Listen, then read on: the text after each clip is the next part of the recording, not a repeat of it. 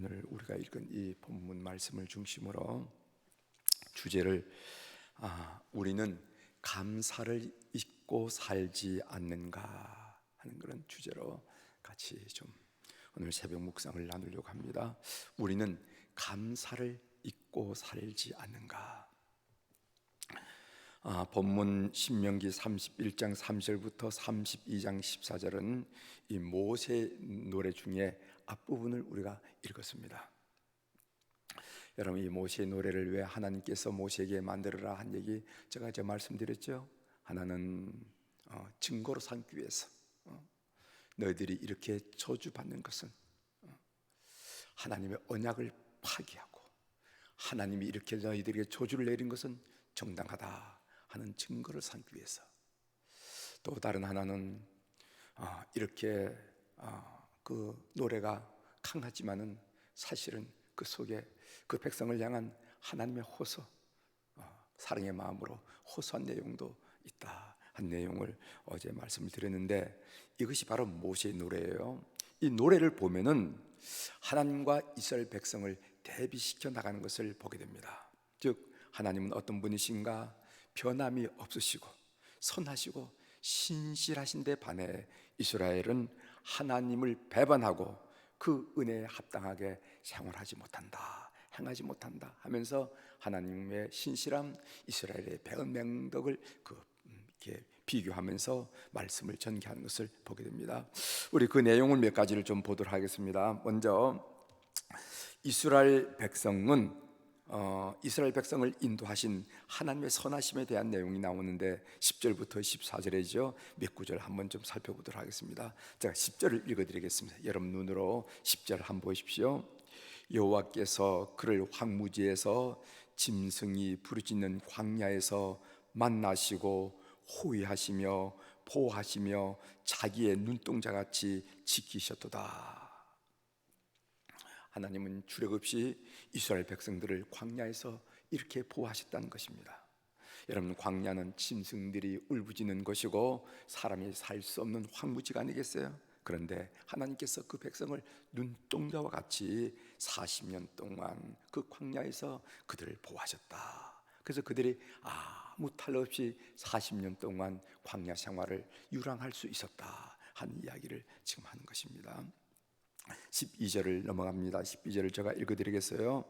여호와께서 홀로 그를 인도하셨고 그와 함께한 다른 신이 없었도다.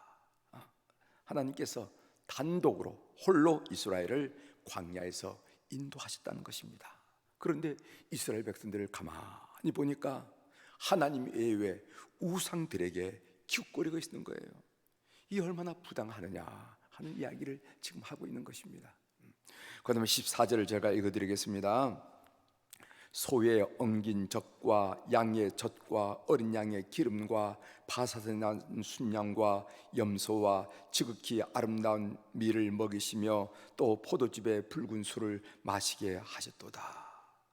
약속의 땅에서 이스라엘 백성들에게 허락한 곡식, 열매, 꿀, 기름을 제공한 분은 누구시냐? 하나님이시라는 거예요. 그런데 당시 이스라엘 백성들은 풍요의 신이란 바알에게, 그 바알이 그들에게 먹거리를 제공한 줄 알고 바알 신을 섬기고 있다 하는 그런 이야기죠. 이런 선하신 하나님에 대비해서 이스라엘은 하나님을 배신하고 불순종했습니다. 5절에 보면은 그들이 여호와를 향하여 악을 행하니 하나님의 자녀가 아니요 흠이 있고 삐뚤어진 세대로다, 이렇게 말씀하고 있어요. 그래서 모세는 이스라엘 백성들에게 힐문합니다. 뭐라고 힐문하냐면은 어떻게 하나님께 이렇게 보답할 수가 있냐 말이지. 어떻게 하나님께 이렇게 보답할 수가 있냐 말이지. 그 이야기가 6절에 나오죠. 우리 함께 한 목소리로 읽어보도록 하겠습니다. 6절입니다.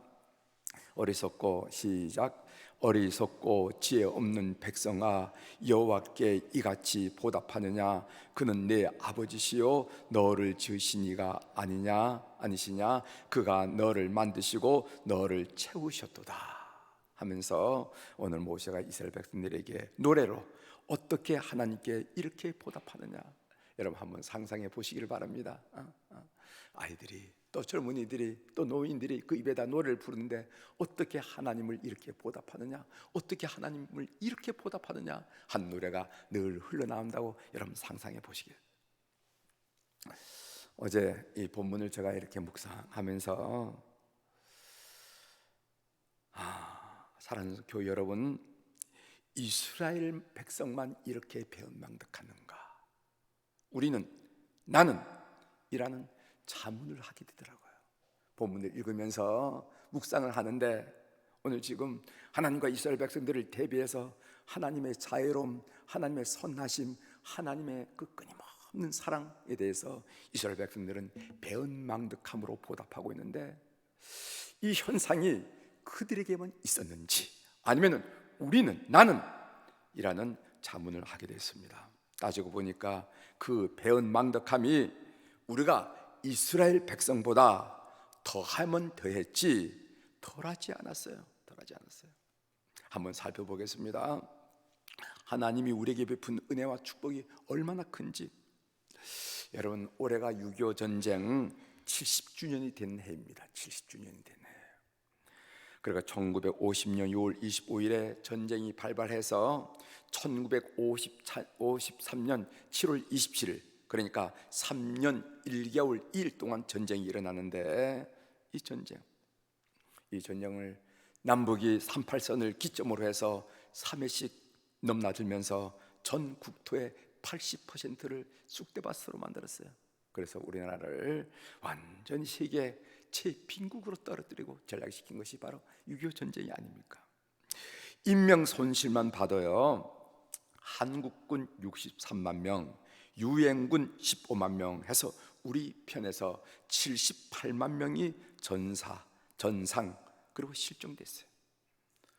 그리고 북쪽으로 보면 북한군이 80만 명, 중공군이 123만 명, 이래서 203만 명이 전사 또는 전상 그리고 실종됐습니다. 그러니까 군인들만 피해가 281만 명이에요.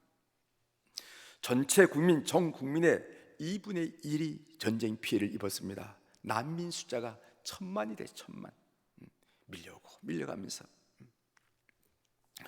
6.25 전쟁 때 목회자, 순교자가 몇 명이냐 하면은 358명입니다. 목사든 전도사든 아무튼 목회자, 순교자가 358명인데, 이 358명이란 숫자는 일제 36년에 순교한 사람보다 8배나 더 많아요. 8배나 더 많아요. 일제 36년 동안에 누가 주기철 목사님이 순교했다 이런 얘기 많이 듣잖아요.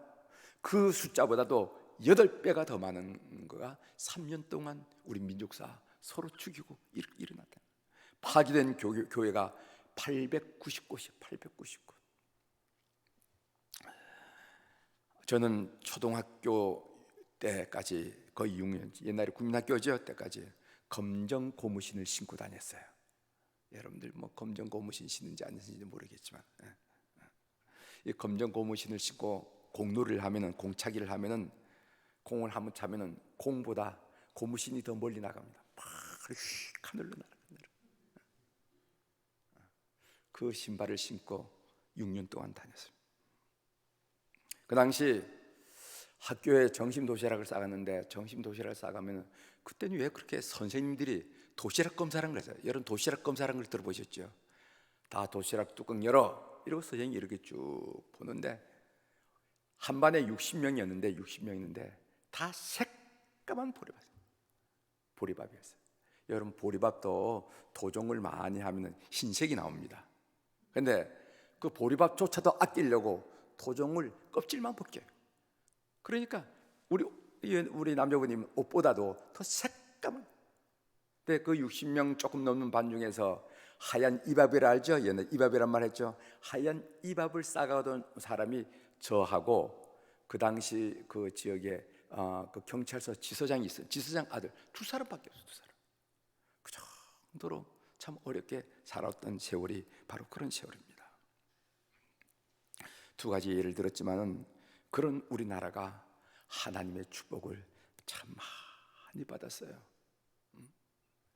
진보 진영에 있는 경제학자들이 말하기를, 그렇게 어려운 상황에서는 누구든지, 어느 통치자든지 누구든지 잘 살 수 있다 얘기하지만 천만의 말씀. 여러분 세계를 보십시오. 가난한 나라 보십시오. 부전 자원이 없어서 가난한 것도 아니고 그들이 가난을 모질게 겪지 않아서 가난을 벗어나지 않는 게 아니에요. 난 이거 하나님의 축복이라 이렇게 보는데, 우리가 원조받던 나라에서 원조하는 나라가 되었습니다. 여러분 어린 시절 비료 포대 아시죠? 포대마다 뭐가 있냐면 악수하는 그림이 이렇게 나. 악수하는 그림. 이거 원조 받았다는 얘기예요. 원조. 그 포대를 우리가 말입니다. 비 올 때는 뒤집어 쓰고 눈이 올 때는 그거 가지고 밀가루 놀이 한 거 아니냐 말이죠. 전 세계 인구의 3분의 1이 지금 한국 휴대폰을 쓰고 있습니다. 바다에 떠다니는 대형 선박의 43%가 한국에서만, 한국산이에요. 한국산. 서울 지하철 그리고 인천공항은 수년째 부동의 일이 가장 잘 운영이 되고 있고 깨끗하고 안락하고 부동의 일이. 우리나라는 많은 집이 없다 하지만 우리나라 집의 8% 남아도입니다. 8% 남아도. 이번 코로나19 바이러스 사태로 우리나라가 진정한 선진국임이 드러났어요. 국민 소득이 3만 불을 넘었고, 그리고 경제 규모는 세계 10위를 오가면서 이렇게 살아가고 있습니다. 우리 국민들은요, 나라가 건강하고 잘 살아야 해외 나가서 국제적으로 대접을 받습니다. 대접을 받아요. 본인이 아무리 똑똑해도 넌 어느 나라냐? 대한민국, 이북, 인민 뭐라고 그럽니까? 조선인민공화국이라고 그럽니까? 그럼 그 사람들의 눈동자가 달라진다 이 말이죠. 여러분 해외 나가 보십시오. 태극기 올라가고 애국가 울려 퍼지면 가슴이 뭉클하고 콧등이 싱긋하는 거 많이 경험합니다. 사람들이 보다가 우리를 보고 일본 사람이냐 이러고, 중국 사람이냐 이러고, 필리핀 사람이냐 이렇게. 필리핀 사람 하면 그들의 시선이 달라집니다. 한국 사람이라 이러면 그들의 시선이 달라진 것을 많이 체험한다는 것이죠. 이런 나라의 축복 가운데 우리가 살아왔다 하는 것입니다. 그런데 오늘 우리 아들과 딸들은, 우리의 손자 손녀들은 감사하고 사느냐. 반만년 역사라고 얘기하죠. 반만년 역사 가운데 이런 때가 없었어요.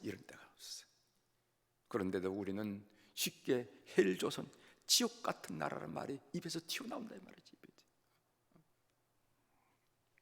10가지 중 한 가지만 자기 뜻대로 되지 않으면 원망하고 불평하는 이 잘못된 습관을 우리가 뜯어 고치지 않으면 그 다음 단계에 나갈 수 없다 하는 생각을 늘 하고 있어요.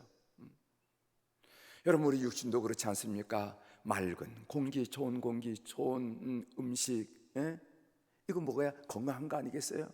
그래서 좋은 음식 찾아다니는 거 아니겠습니까? 좋은 식자재 찾아다니는 거 아니겠어요? 영혼도 마찬가지입니다. 우리 마음속에 불평을 먹고 그리고 원망을 먹고 억울함을 먹고 이 부정적인 감정을 먹으면 우리 영적 생활이 무뎌지고 맙니다. 감사, 기쁨, 은혜, 선한 고백, 찬양 이런 것이 나와야 우리가 영적으로 건강해지는 것처럼, 우리 육신도 좋은 음식을 먹어야 되는 것처럼 이 영도 좋은 음식을 먹어야 우리가 건강해지는데, 오늘 우리 성도들이 이런 일에 대해서 감사를 회복하는 여러분들이 되기를 주의 이름으로 축원합니다. 감사하자. 반만년 역사 가운데 이런 때가 없었다. 감사하자. 고마워하자. 감사하자 하면서 하나님께 감사를 고백하는 여러분들의 삶이 되기를 주의 이름으로 축원합니다. 기도하시겠습니다.